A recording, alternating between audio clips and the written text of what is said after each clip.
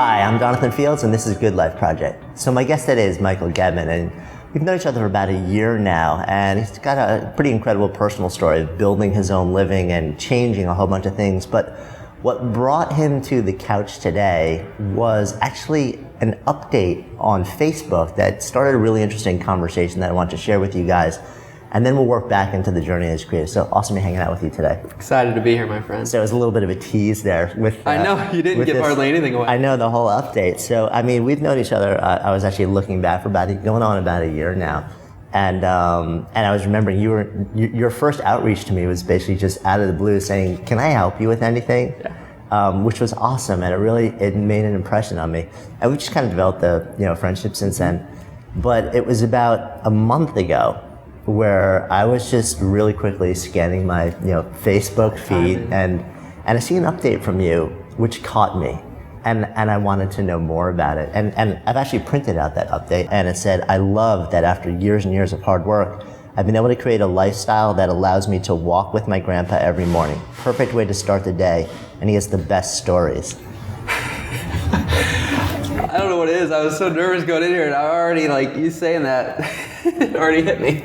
And then I said that's gorgeous. I said I want to know more. Yeah, I didn't think I was going to cry right off the bat. I know there was something you were going to ask me later.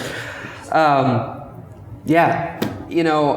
told you before that it's been 27 years I've been alive. It's been at all the birthday parties, everything. And I have learned more in the last 9 months now, I guess, than I did my entire life. And it's been such a journey to get to this point of being able to control my day, being able to not be at the mercy of everyone else all the time. I can only take this meeting at 8 o'clock, or I can only do this. And sometimes as business owners, we automatically do what everybody else wants us to do. And I did that for the first 7 years of my business. I mean, I neglected everybody.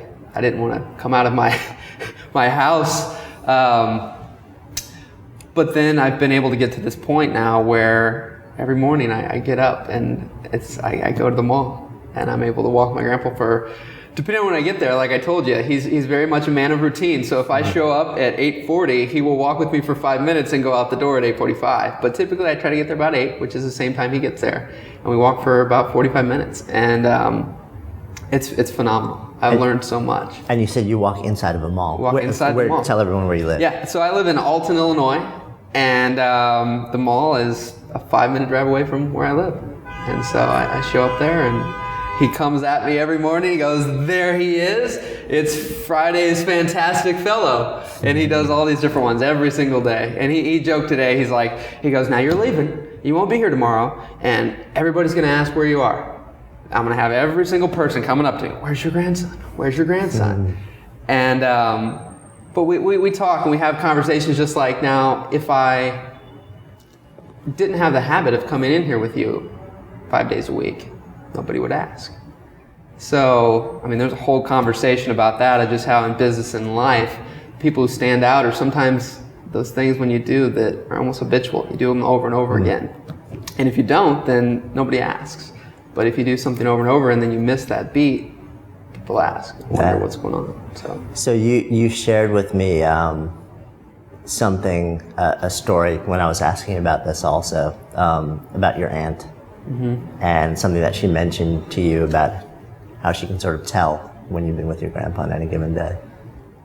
Yeah, so I was actually I didn't get this directly told from my aunt, but my mom came up to me and she said, "Aunt Elaine, told me that she knows when you're walking with him." She said, "Because, I'm doing it every time.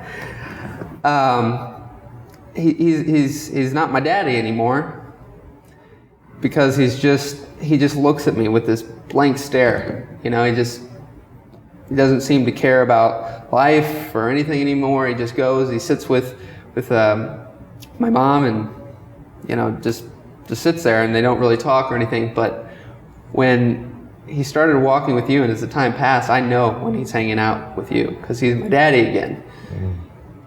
And I mean, I like to think that I love to help others. As you just started, I love to give to others, and I love to light people up. And one day I walked, and I ended. We were finishing, and he goes, "You're going to be here tomorrow?" Because sometimes I might leave for a week or a few days. Like today, I'm going to be gone for, only missing one Friday though. I'm still be gone for 3 days. And I said, "Yep, I'll be in." And he goes, "Great, because you're the reason I keep going every day."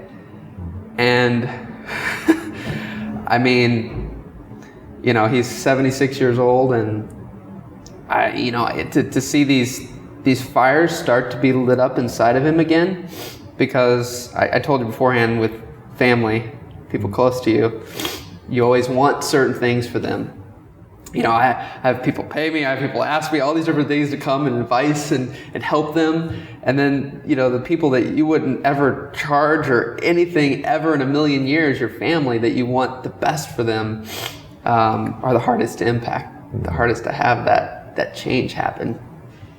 So my grandpa is set in his ways. And he's lost, as my family had told me, lots of drive for lots of things. He doesn't seem to want to do anything anymore. And I'll bring up the one, you don't have to prompt me, I think it fits in right now, about regret.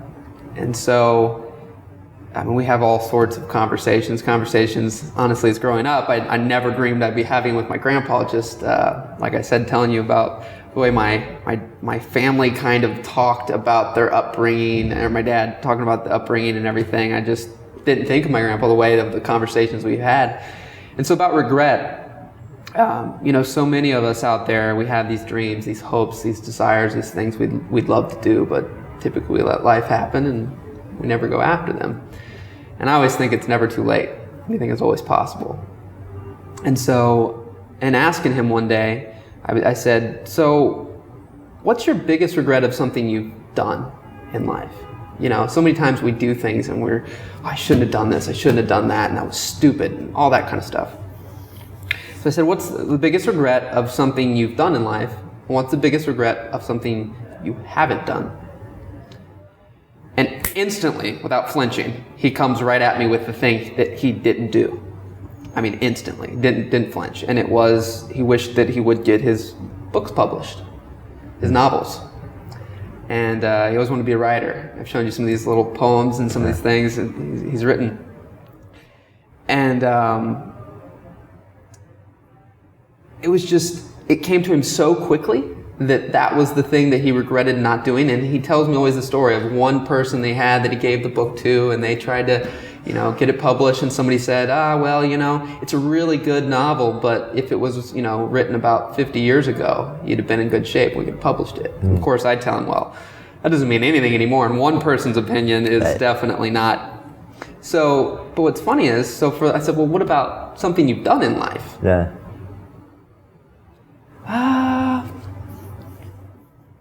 I stopped him right then and there. It was that quick. He didn't give me a response. He goes, "I'd probably have to think about it." I said, "If you have to think about it, that's fine. That's my answer." Because it was interesting how he didn't have any regrets of anything he'd done in life. They were all just bumps in the road. They might have, at the time seemed big, but they maybe only lasted for 3 months or a year, and 50 years down the road, doesn't matter. Nah. It's those things that you don't go after, those things you don't do, that you end up regretting. Yeah, it's such a powerful lesson also. So. And I love the way that it comes to you, because it's through this rekindling of a relationship. And I know this has been going on for about 6 months. Yeah, 6 months, and I guess it's freaking September. The year's flying by. Yeah. It was in January. January that I started going, and I went to the mall. I couldn't, it was so cold outside, I couldn't ride my bike outside, I didn't want to walk outside. I was like, I'll go to the mall. So I went to the mall, and there he was. Did you have any idea that he was actually... I didn't. And he's been walking. So he's been walking for... He's been walking at the mall he's been walking for, actually, he just told me, I'll crucify the numbers, but he's had something like, just in the last 6 months, he documents every day, has these little notebooks. He documents he's got his little pedometer or whatever, how many steps, how many miles. And I think we've done over 1 million steps in 6 months, and some 3,000, 4,000, 5,000 miles we've walked.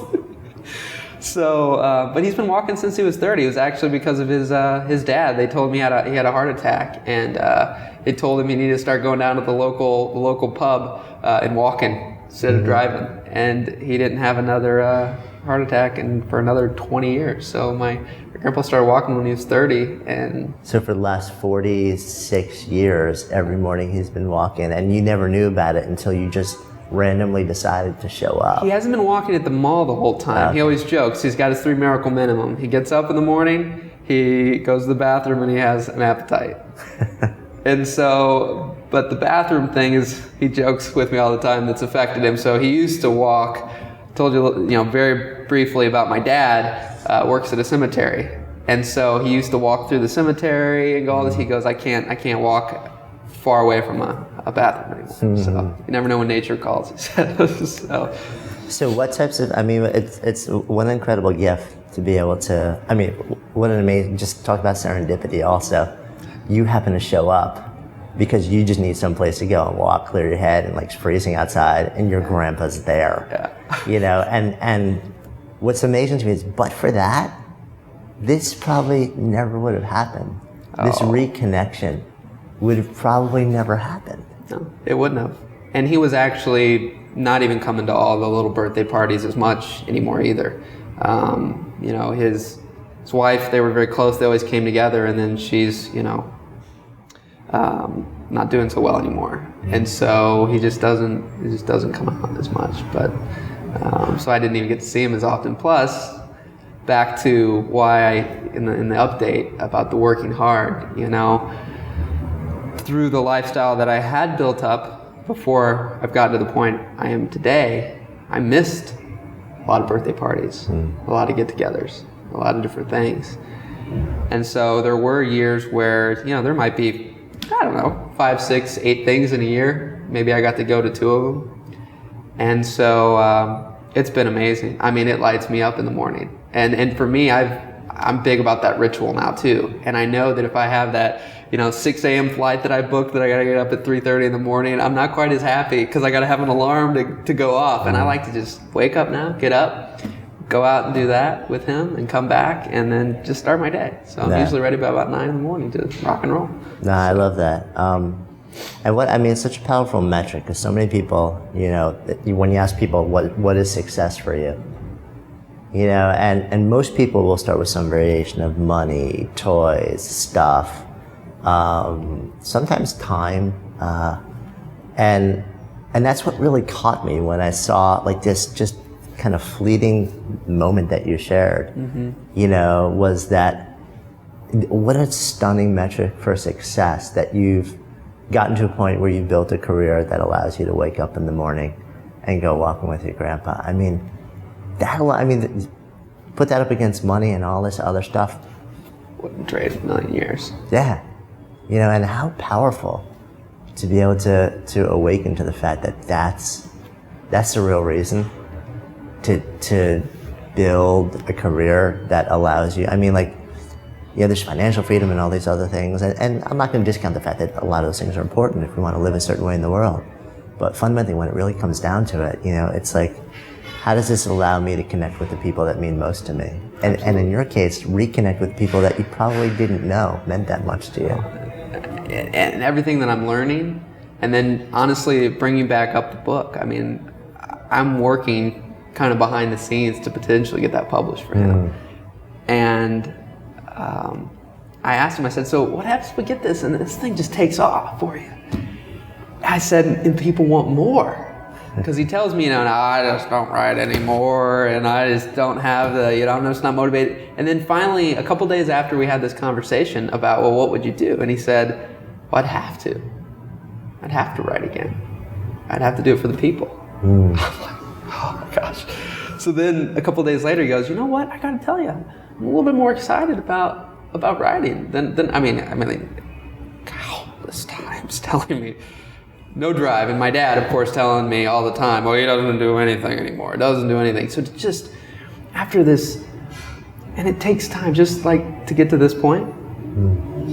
Nothing happens like that. Well, it does. You can change in an instant, but I feel like to have that impact, sometimes it takes time.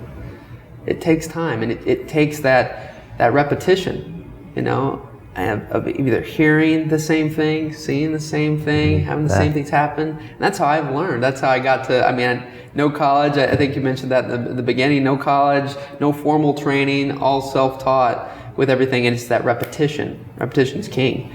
And so just being around him, I've never seen him, even to my aunt's point, I've never seen him the way I see him now.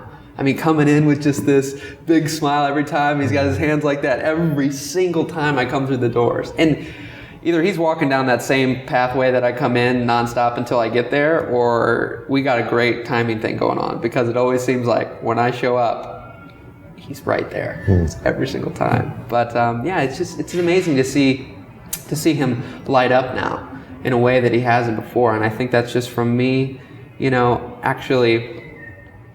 Somebody told me recently, they were asking, how do you affect people? How do you people who don't want to be told something, they don't want you to tell them how to change, how to do this, how to do that. And it actually came from mutual friend Marie Forleo. And she said, you just have to be it. Yeah, couldn't agree more. Just have to be it. So you just be that around people. And when they're ready, they'll ask, or when they're ready, they'll change. When they're ready, they'll have that moment. Yeah. So especially, I think the closer people are to you, the more that applies too, because there's that whole layer of like friendship or family and stuff like that, and there's a depth and a context and a complexity that doesn't exist, or exists on a much smaller level if it's somebody who's like more removed from you. Where and I've had that same conversation with so many people, where people are like how do I, my partner, my lover, my father, my brother, my sister, they won't change, they won't eat healthy, they won't exercise, they won't do what they want to do, they won't honor their art. How do I get them to do it? And it's the first question, are you doing it? Are you doing it? Are you doing it? And they're like, kind of. And it's like the step one, and probably step, out of 10 steps, step 1 through 9 is do it yourself. Yep. Just live it. And let that radiate, from you, and then just allow people to see that it's possible, and just be proof that it's possible. Absolutely. For your own self, because you want to do that for your own self, but know that will have an effect on other people, and that's so much more powerful than arguments and conversations. Been there, done that. And where it automatically raises defenses. Yep. And like you said, behavior change can, and it's kind of a recent awakening for me, because I always thought it was more like a gradual process, and a lot of times it can be, and you need the practice and you need the ritual to slowly build and slowly build, slowly build, slowly build. But it's kind of like as an entrepreneur. There's a classic term in the world of entrepreneurs that everyone's shooting for the hockey stick moment, where you got slow growth, slow growth, slow growth, and then it's like bam, you explode up. It's the shape of a hockey stick if you look on a graph. And the interesting thing is that if you ask any given entrepreneur, the day who has had the hockey stick moment, and now they're up here, the day before it happened, they didn't know that was the day before it was going to happen.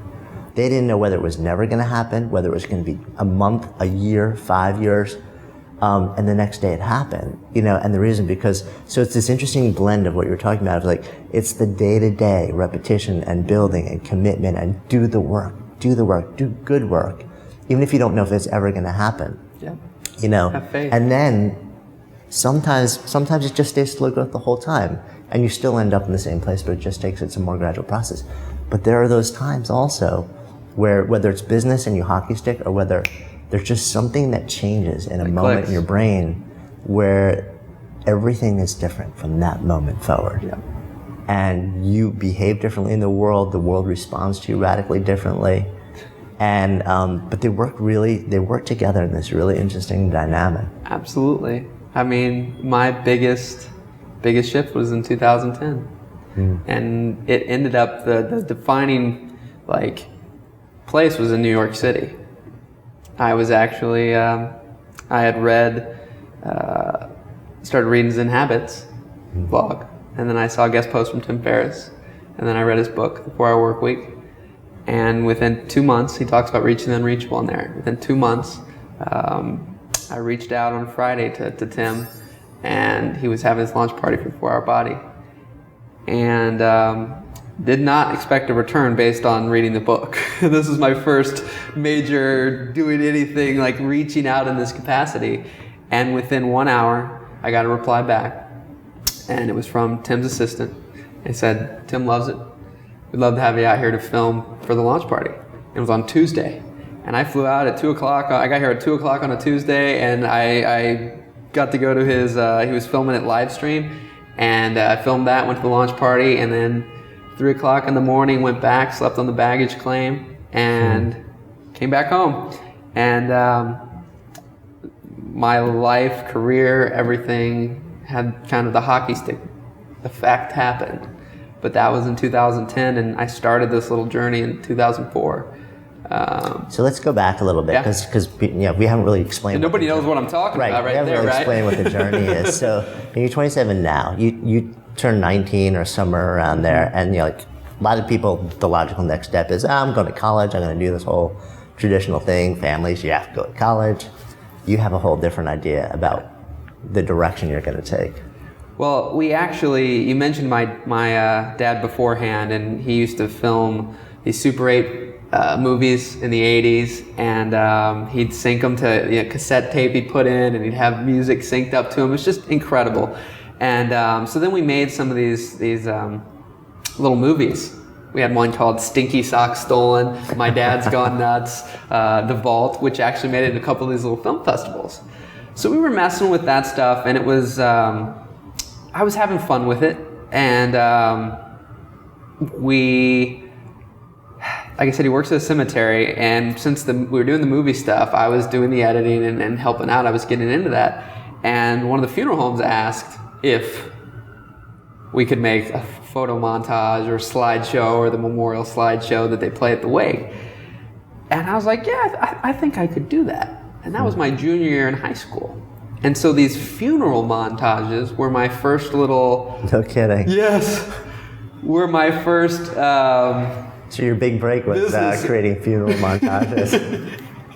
Yeah, I had a candy machine business in high school. I mean, there's all sorts of... So you're like the hustler. Yeah. You were always doing that. And I had paper out. My first thing was a paper out when I was 10, which I've seen that in a lot of people now in some of their stories. Yeah. It's really crazy. But so I did that, and then started filming school plays and things in high school. I actually made a video yearbook for my senior class. I interviewed every single senior.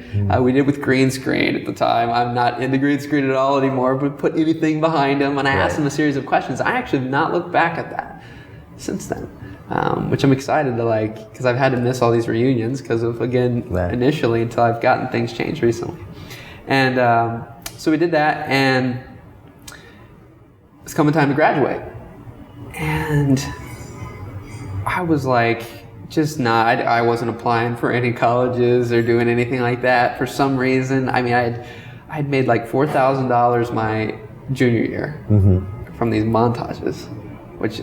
high school, that was right. Junior high school, it's great. Yeah, and then I actually doubled my senior year, not just from the slideshows, but a couple things from filming school plays, selling some DVDs from that. I filmed my very first wedding, which is where everything blossomed from there. But very first wedding in 2005, and I thought, and at the time we were thinking we were gonna do more with the movies actually, and so I was like, well, man, maybe I could.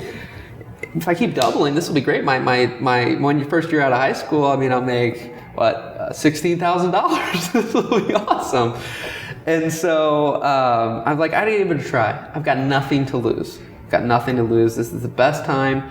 And the big thing I kept telling my parents, which they were actually my really only main supporters, thankfully.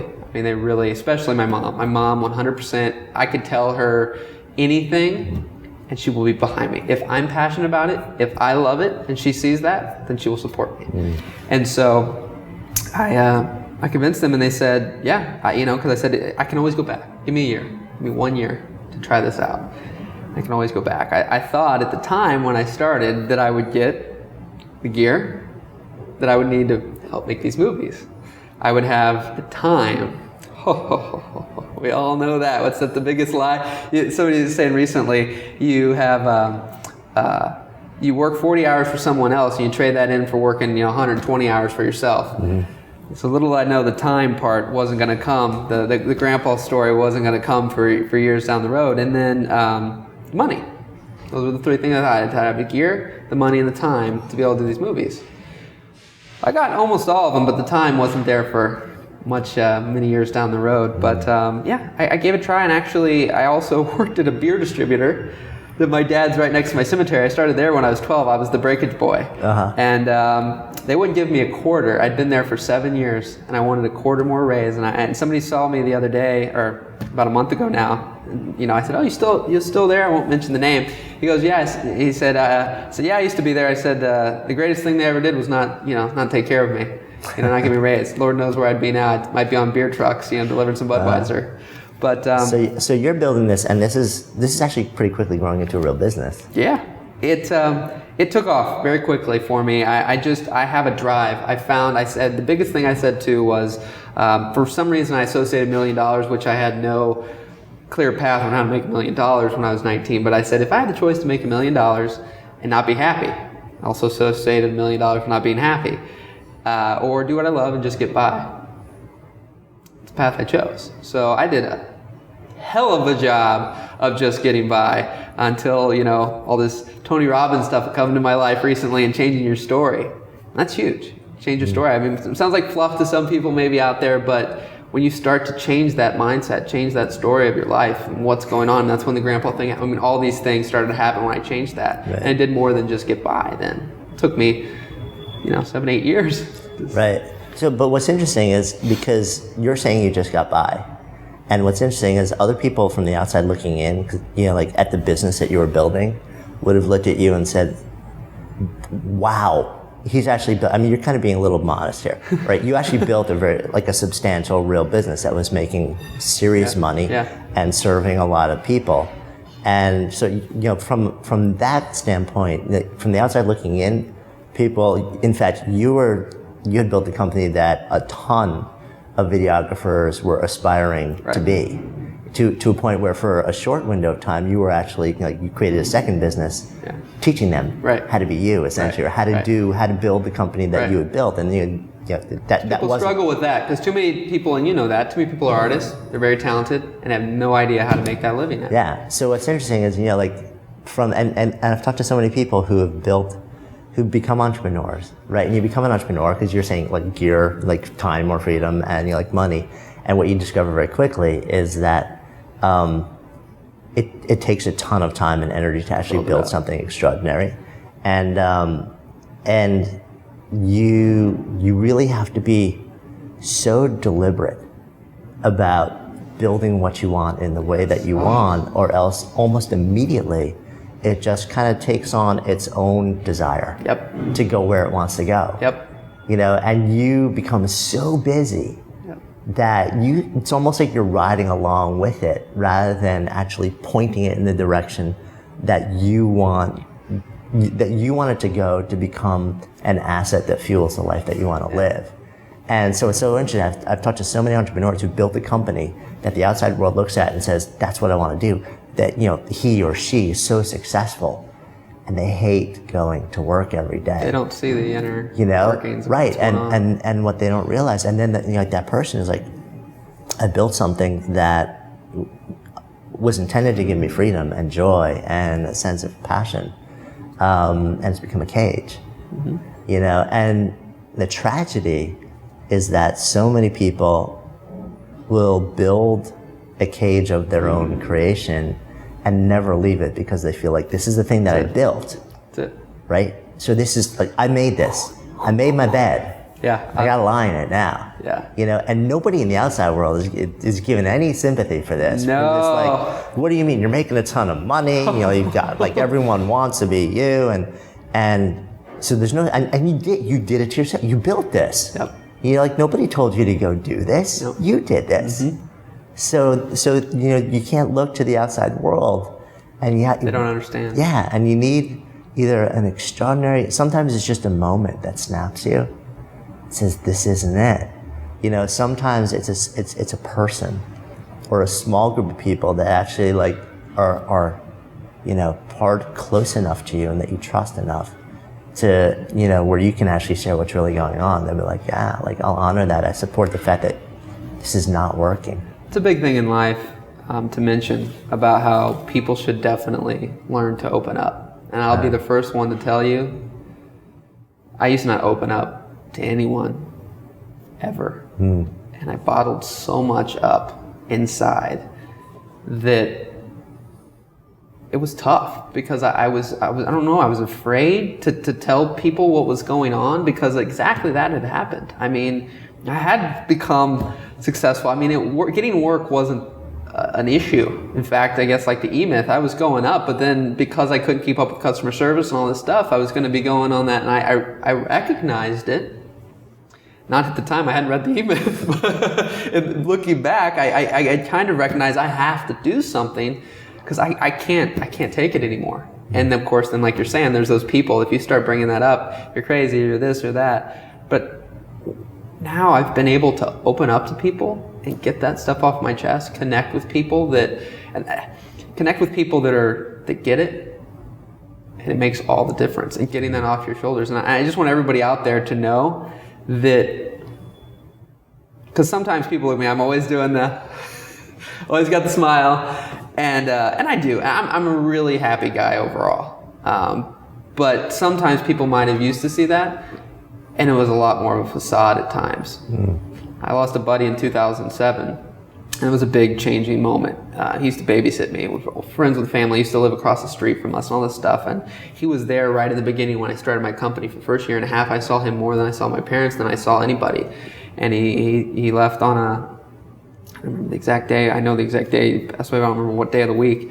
But he said, I'll be in the morning. And this guy would show up at any time of the day, every day. So when he didn't show up that next day, I didn't think a lot of it until my other friend called me, and he said, I think Andrew's passed away. And man, that was a defining moment for me in my life, to realize that I'm very optimistic, still am, I'm still very positive, all those things, but I realized that life is short and it can be taken away in an instant. So if there's things you want to do in life, go for them. And so I really started that journey that much quicker than I had already started my company and done those things, but I really just started to take it by the horns and say, you know what, if there's things I want to do, there's places I want to go, there's people I want to meet, then no better time than today to do it. And the big thing I always tell people, and that's what ended up happening with Tim, and honestly with you and me making that one phone call to you, is I believe that the worst thing that's going to happen is you get a no. And you get a no when you don't ask. At least when you ask, you have the opportunity for something positive to happen. Now, that doesn't mean that I don't reach out a gazillion times and not have anything happen still, but there's always the opportunity, and they happen when they need to happen. So you, I mean, you had a series of turning points then. I mean, a series sort of like really dark moments that kind of made you say, okay, I want something different. So where do you go from there with your business? Because you've got this thing, it's rolling along, it's paying your bills, it's, you know, you've got something real. Because fill me in from there, because you're in the last couple of years, really, in the last year, yeah. I mean, there've been some stunning changes in the way you earn a living. Yeah, well, it's been crazy because, like I said, the 2010 was a big shift, and but reading the book, The 4-Hour Work Week, really brought out the entrepreneur inside of me again, because I've learned that so many of us have those popcorn moments, the shiny object syndrome, right? All the entrepreneurs listening out there know about, oh, this guy's got this, you know, $97 course that's going to teach me how to, you know, make $1 million on Facebook or whatever in 90 days. And you have all these things that can take you down all these paths. And I had done that before I started my business. And then when I did that, I learned that focus, that clarity of doing one thing. I became known as the same-day edit guy. And but for all my craziness before I started my company, Tim's book brought that back out inside of me. So even though in 2010 when I decided I needed to make a shift, I was either just going to do weddings, that was my biggest source of income, or I had to make a change. So I had hired someone, And he's the one who really had allowed a lot of the freedom to pursue these other things you're mentioning. This educational site that I was working on, who now the person I was partnered with has fully taken it over because of some of these things that have happened that just keep, it's lit up inside of me now. And so I'm like seeing these signs, as corny as it may sound, but it's just guiding me, and I'm going with it because I was at that turning point where I had some stuff with the guy that was working for me he literally started a few days before the Tim Ferriss event, and he was flipping out, how are we going to pay for it, how are we going to do this, because he quit a pretty high level job at a hotel. I finally was able to convince him to be able to quit, and I took out like a line of credit and all this stuff to assure that this guy could come on and help me. And he comes in on a Monday, it's his first day, leaves on Friday, come in Monday, and I say I'm going to New York tomorrow to film with this Tim Ferriss guy. He's like, what are you doing that for? How you do it? Because again, I reached out. I just wanted to provide value to them. Didn't ask for any money on that particular thing or anything like that. I just said I'll be there regardless. If I can do anything, great. If not, no problem. And so he's freaking out. But that person, it's crazy because I had gotten so deep into this educational site that I started to not do as much with my production company, except for a few big things that we had happen. He was pretty much running it. Well, like with, normal mentality of people that might not see the whole past or the whole future, what they see right now, my stuff was a little bit more intangible, And so thinking that I'm not doing anything necessarily and things like that, but supported me. So in the last few months, there started to become this thing where he potentially wanted to start his own thing. And I had some stuff happen with the educational site with the videography thing, that all these things were just like opening up this doorway. I was like, all right, and do I go down this path or do I not? It's kind of crazy. This is all happening right now. And so I encouraged him to start his own thing. And not do it under not work for me anymore. To start his own thing, go off his own way. And I've had a lot of different people who've worked for me who, again, back to my grandpa story, tying it in, those things that they're bumps in the road when you look back, but they seem so large and monumental at the time. I'd had multiple people that at certain points they had to end up going their own way because I just couldn't afford to have. I was bringing up all these different people wanting to help everybody. Well, I had more people that I needed, right. So I couldn't keep them all. And they ended up doing their own thing, and now they've been able to flourish more than they ever would have doing the things for me, because they didn't maybe necessarily like helping with the weddings, or we weren't going down the path they thought that we were going to go down. And so I feel so hardcore that what he's going to be able to do now will be so much more than what it would have been continuing to try and do it under my umbrella. So what's this recent evolution for you, though? This recent evolution, which I think that you're getting to, and I'm getting to, go on and on, is this idea. I 2010, not only did I have that change with the 4-hour work week and it started to sprout these ideas, but I also had come in contact with some different people.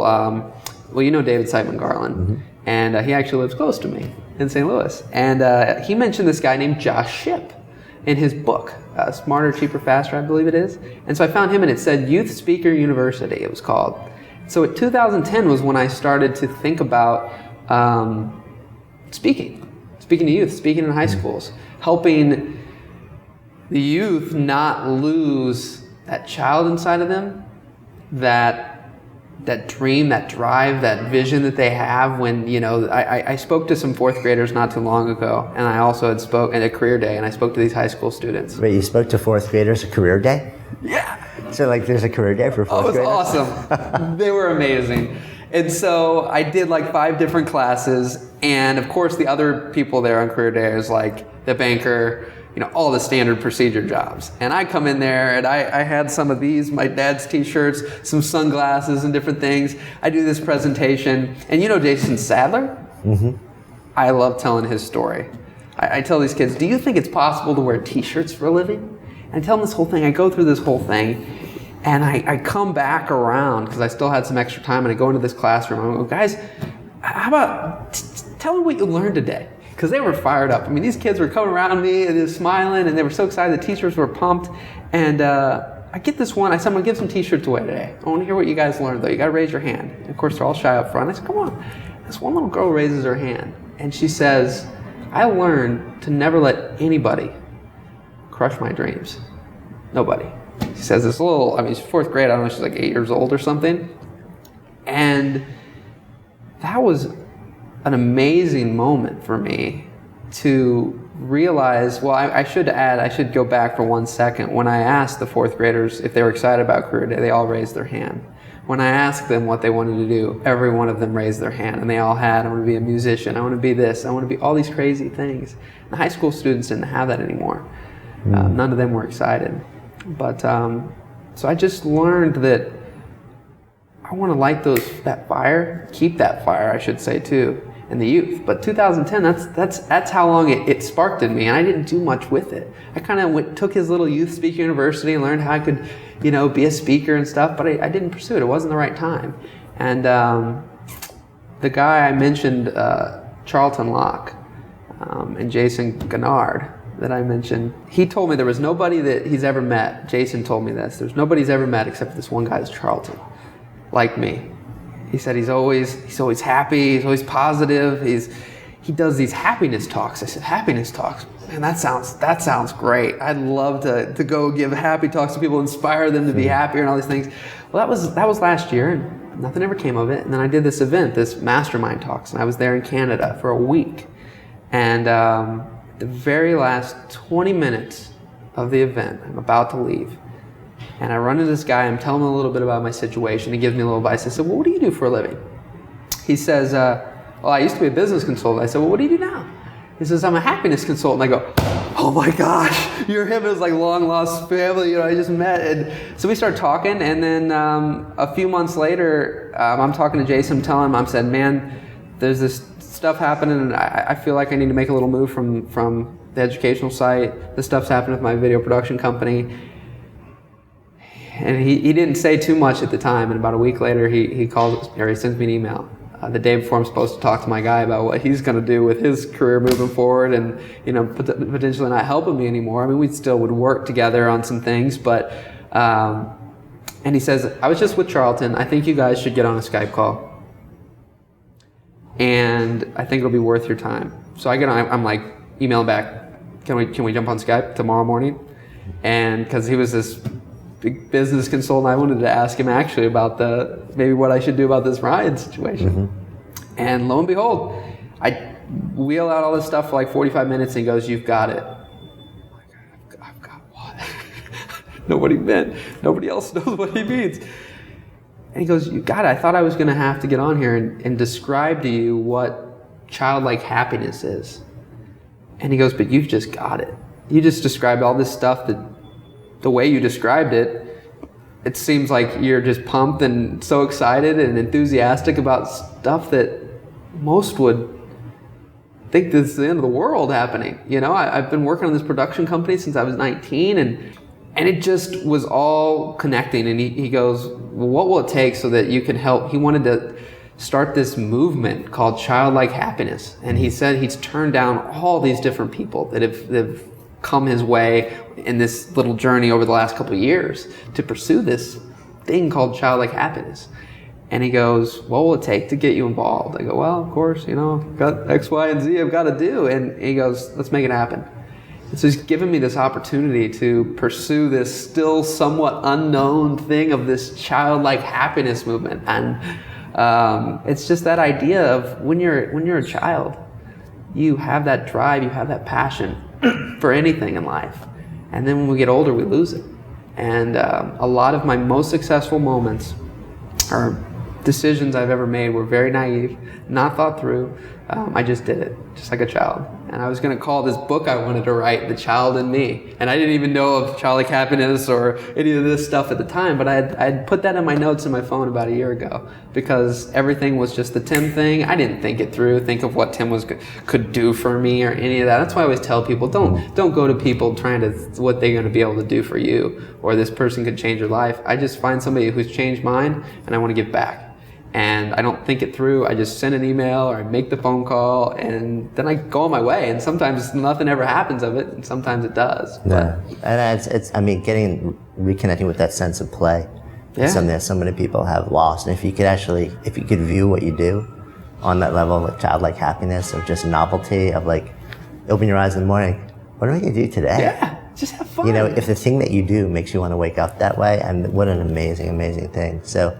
I'm excited to see where that whole movement takes you. Well, the final thing, because I we couldn't figure it all out immediately, and partly it's amazing what I've learned. Just like when I did the weddings and I had same day edits, and you had to show that video at 8 o'clock, you had a deadline and you get it done, and people would go, man, this video, DJ would be like, this video looks like something I've seen guys take 4 weeks to put together and stuff. But I've learned I've had deadlines, so I knew I was coming here, and so I knew that we weren't going to have everything worked out with the childlike happiness and all this, but I was like, you know what? I know that who I am and the message I have aligns perfectly. So I'm going to start YouTube channel, start these things. So I launched all that. I knew I had this deadline. And I think sometimes people in life need those deadlines, need those specific things so that they can move forward.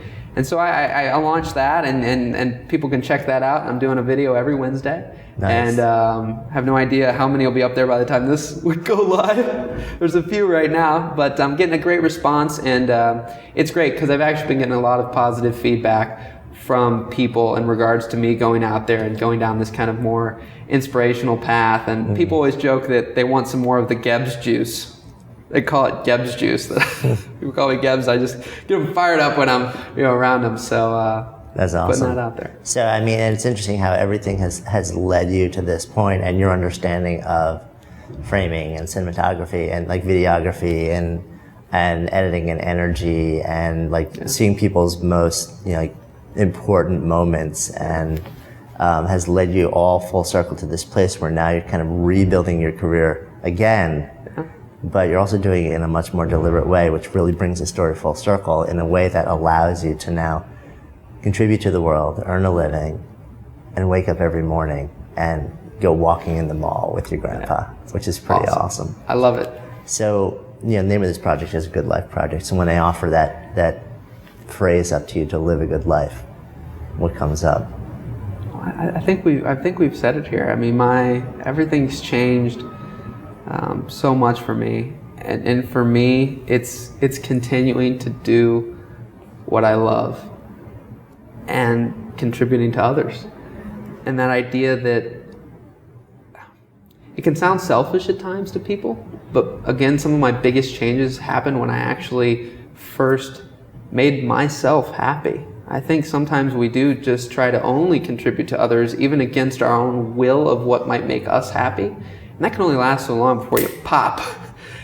And when I made that change to realize if I'm doing what makes me happy, even when other people think I'm crazy or whatever, that'll make others happy. And that's happened every single time. And right now there's people that think I'm crazy because, like you mentioned, the stuff with my career and videography and everything I've accomplished is the envy of people. But for me, I've never been more lit up in my life right now than with what we're doing and what I see in the future happening. And my grandpa thing, that's icing on the cake to the whole entire thing. I mean, it's kind of bittersweet to think of how some people will put off some immediate, like really difficult times.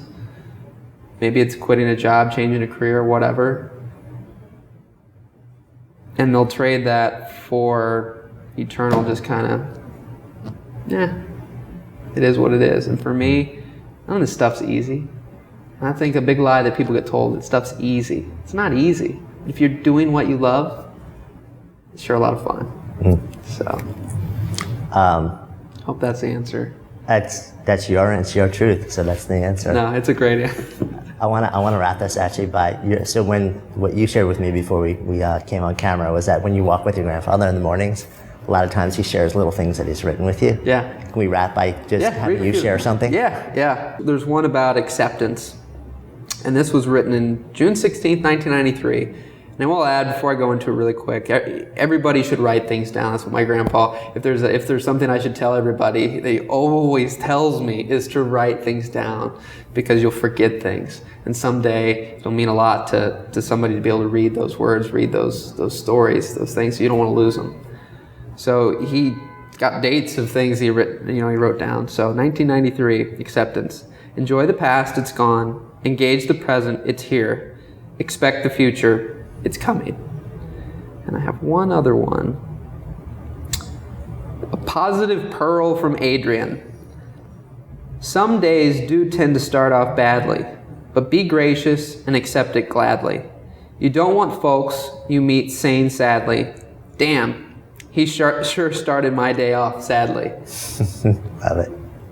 One person can change your life and change your day, change that's everything. beautiful. Well, it's been great learning about you and learning more about your family and your grandpa, and I'm excited to see where everything's going to take you at this point. So my guest today has been Michael Gebben. I'm Jonathan Fields, signing off for Good Life Project.